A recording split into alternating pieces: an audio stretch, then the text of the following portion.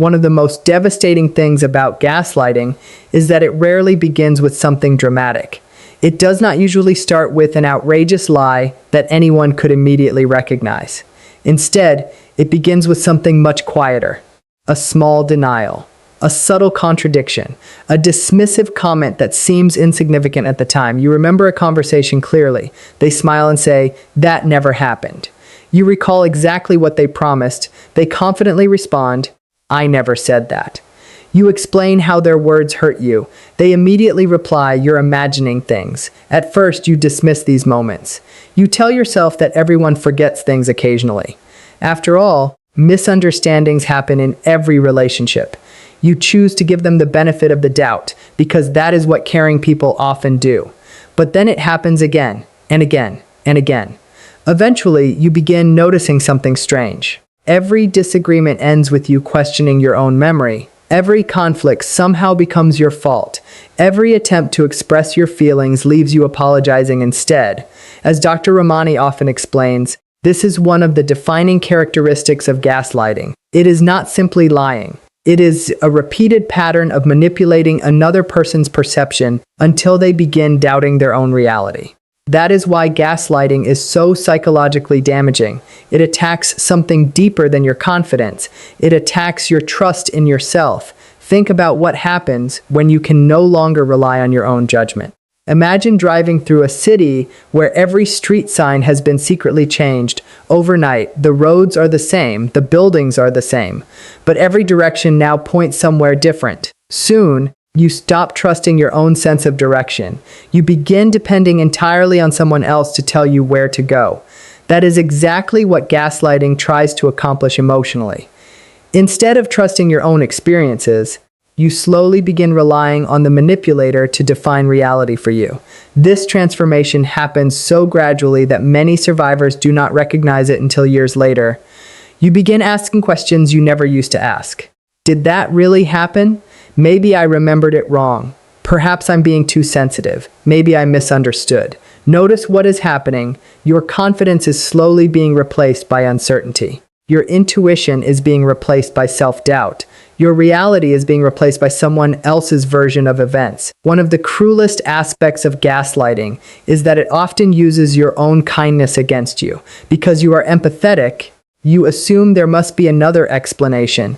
Because you value fairness, you keep giving another chance. Because you believe relationships require forgiveness, you overlook repeated patterns. Your compassion, which is one of your greatest strengths, slowly becomes something that keeps you trapped. You continue searching for understanding while the other person continues creating confusion. Over time, this confusion begins affecting every part of your life. You hesitate before making decisions. You second-guess your own opinions. You ask others to confirm things you once knew with confidence. You replay conversations repeatedly, trying to determine whether your memories are accurate. You apologize for situations that were never your responsibility. You become afraid of speaking because you expect your words to be challenged. Many survivors describe feeling as though they are losing themselves. That description is incredibly accurate. Gaslighting slowly disconnects you from your own inner compass. Instead of trusting your instincts, you begin trusting the person who consistently invalidates them. This is why so many intelligent, capable, and compassionate people remain in emotionally unhealthy relationships longer than they expected. Gaslighting is not a reflection of intelligence. It is a reflection of repeated psychological manipulation. Anyone can become vulnerable to it when exposed to it consistently over time. That realization is important. Because healing does not begin with blaming yourself. Healing begins with understanding what happened. Perhaps you still remember the person you were before the relationship. You trusted your judgment. You made decisions confidently. You laughed without constantly worrying about saying the wrong thing.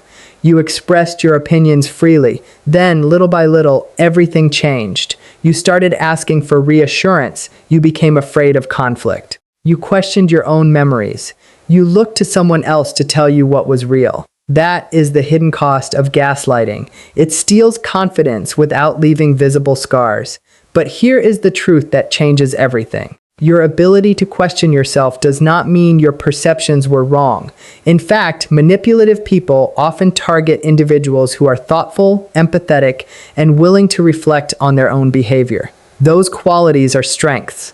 The problem arises when another person repeatedly exploits them. Dr. RAMANI frequently reminds survivors that one of the most powerful steps in recovery is learning to trust yourself again. That process does not happen overnight. It begins with paying attention to patterns instead of isolated incidents.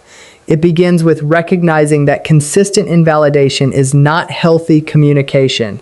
It begins with allowing your own experiences to matter. You no longer need another person's permission to believe what you saw. You no longer need endless evidence to justify your feelings. You no longer need someone else's agreement before acknowledging that something hurt you. Your experience is real because you lived it. As healing continues, something remarkable begins to happen. You stop replaying every conversation. You stop defending every memory. You stop feeling responsible for convincing someone else of the truth. Instead, you quietly become confident in your own observations. That confidence is not arrogance, it is clarity. And clarity is one of the greatest antidotes to manipulation. You begin recognizing healthy relationships more easily. Healthy people do not constantly tell you that your memories are wrong. Healthy people do not dismiss your emotions whenever they become uncomfortable. Healthy people do not make you feel foolish for asking honest questions. Healthy people may disagree with your perspective, but they do not repeatedly erase your reality. There is a profound difference between disagreement and gaslighting. Disagreement says, "I remember it differently." Gaslighting says, "Your memory can't be trusted." Disagreement invites conversation. Gaslighting creates confusion. Disagreement respects both perspectives. Gaslighting attempts to replace yours. Understanding that difference can transform your future relationships. It teaches you to value consistency over charm. It teaches you to trust patterns instead of promises. It teaches you that respect includes honoring another person's reality. Even when perspectives differ, most importantly, it reminds you that your voice deserves to be heard. So if you have spent years wondering whether you were too sensitive, too emotional, or remembering things incorrectly, hear this message today. You are allowed to trust yourself again. You are allowed to believe your own experiences. You are allowed to honor your own feelings. You are allowed to walk away from relationships that consistently make you question your sanity instead of supporting your emotional well-being. Because your greatest strength is not proving the manipulator wrong. Your greatest strength is rebuilding the confidence to know what is true, to stand firmly in your own reality, and to never again surrender your inner voice to someone who benefits from your confusion. That is where healing begins. That is where freedom begins. And that is where you begin finding yourself again. One of the most painful forms of gaslighting is not convincing you that your memory is wrong. It is convincing you that your emotions are wrong. Think about that for a moment. Every human being experiences emotions. Joy, sadness, disappointment, fear, excitement, frustration, grief, and hope are all part of being alive. Emotions are not signs of weakness. They are information. They tell us when something feels safe, when something feels unfair, when our boundaries have been crossed, or when our needs deserve attention. In healthy relationships, emotions are respected. They may not always be agreed with, but they are acknowledged. A healthy partner might say, "I didn't realize my words hurt you, but I can see that they did." A healthy friend might say, "Help me understand what you're feeling." A healthy family member may respond, "We remember this differently, but I don't want to dismiss your experience." Notice the difference. Healthy people do not have to agree with every emotion in order to respect it. Gaslighting works differently. Instead of exploring your feelings, the manipulator immediately attacks them. You express disappointment. They call you dramatic. You express concern. They accuse you of being paranoid. You ask for honesty. They tell you that you are controlling. You point out disrespect. They insist you are too sensitive. You become upset after repeated broken promises. They ask why you always make everything into a problem. Little by little, a dangerous pattern develops. You stop asking whether their behavior was appropriate. Instead, you begin questioning your own emotional responses. Maybe I am overreacting. Maybe I'm too emotional. Maybe I'm expecting too much. Maybe everyone else would be okay with this. Those thoughts are exactly what gaslighting hopes to create, because once you begin doubting your emotional responses, you become easier to manipulate. Think about what happens when you no longer trust your own feelings. Imagine touching a hot stove. Pain immediately tells you to pull your hand away. Now imagine someone standing beside you saying, "It isn't hot." You're imagining the pain. You're always so dramatic. If you were stronger, it wouldn't bother you. Eventually, you begin doubting your own senses instead of protecting yourself. That is exactly what emotional gaslighting does. It teaches you to ignore emotional pain instead of responding to it. As Dr. RAMANI often explains, chronic emotional invalidation can have profound psychological effects. Over time, survivors may become disconnected from their own instincts because they have repeatedly been taught that their internal experiences cannot be trusted. The result is heartbreaking. You begin apologizing for crying. You feel guilty for needing reassurance. You hesitate before expressing disappointment. You convince yourself that your boundaries are unreasonable. You silence your own voice before anyone else has the chance to silence it. Many survivors describe becoming strangers to themselves. They no longer know what they genuinely feel because every emotion has been questioned, criticized, or minimized. This is why recovery is not simply about leaving an unhealthy relationship. Recovery is about reconnecting with yourself.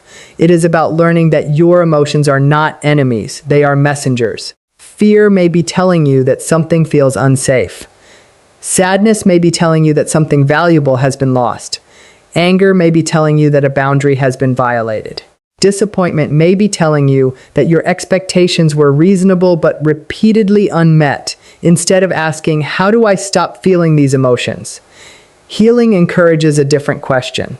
What are these emotions trying to teach me? That simple shift changes everything. Your emotions stop becoming something to suppress. They become something to understand. Of course, emotions are not perfect guides on their own. They can sometimes be influenced by past experiences, stress, or misunderstanding.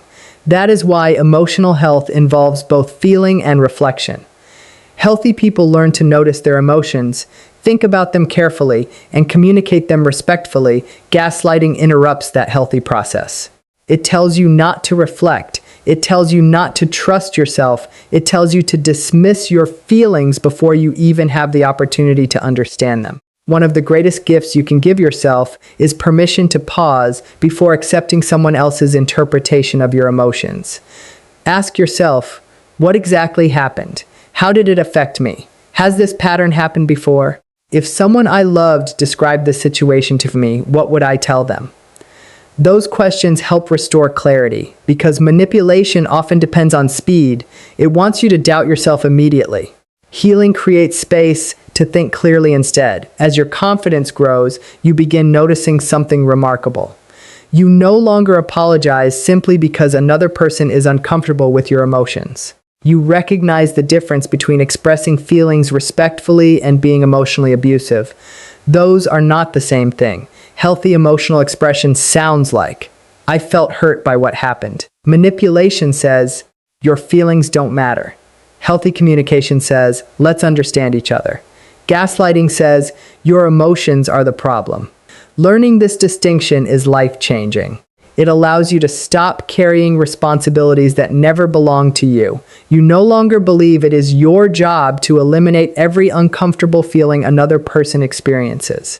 You also stop believing that your own emotions must be hidden to keep the peace. That balance is emotional maturity. Dr. RAMANI frequently reminds survivors that one of the greatest goals of healing is rebuilding trust in yourself.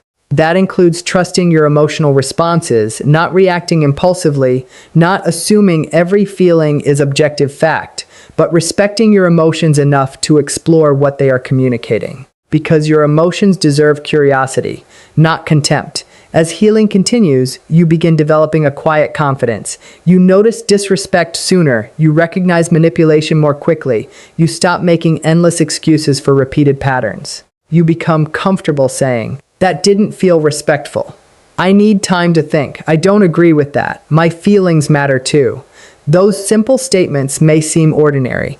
For someone recovering from gaslighting, they are revolutionary. They represent the return of a voice that manipulation tried to silence. Perhaps you have spent years believing you were too emotional. Maybe you were told you were difficult. Maybe you were called dramatic simply because you asked to be treated with kindness and honesty. Today, let that burden go. Having emotions does not make you weak. Expressing pain does not make you manipulative. Wanting respect does not make you demanding. Seeking honesty does not make you controlling. Those are healthy human needs. Never allow someone else's discomfort with accountability to convince you that your emotions are the problem. Instead, remember this truth: your feelings are not your enemy. They are part of your inner wisdom. Listen to them, reflect on them, learn from them, protect them.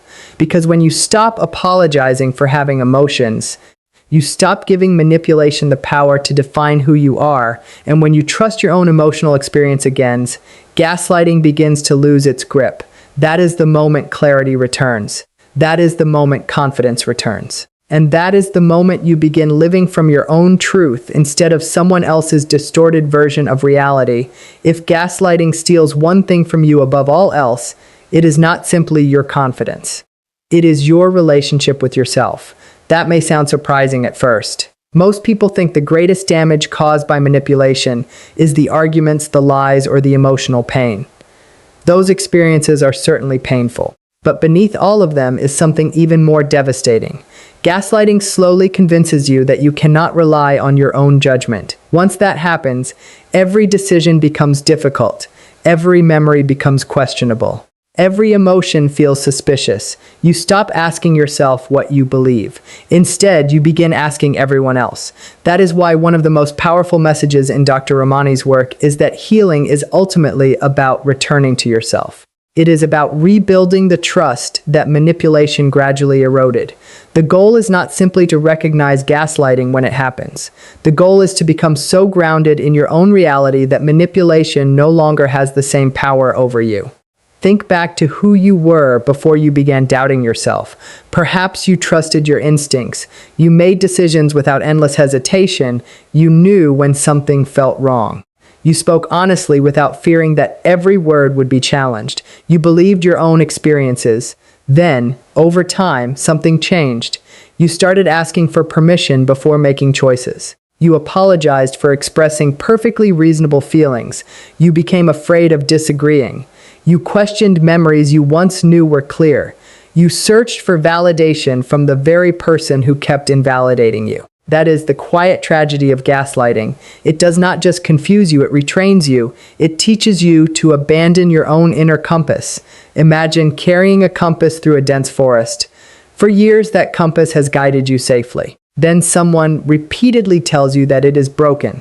No, north isn't that way. You don't know how to read it. You always get lost. Eventually, even though the compass still works perfectly, you stop trusting it. Instead, you follow someone who keeps leading you in circles. That is what gaslighting does to your intuition. The compass was never broken. Your confidence in using it was. Healing begins when you decide to pick up that compass again. Not because you will never make mistakes. Every human being makes mistakes. Not because your memory will always be perfect. Nobody remembers every detail flawlessly.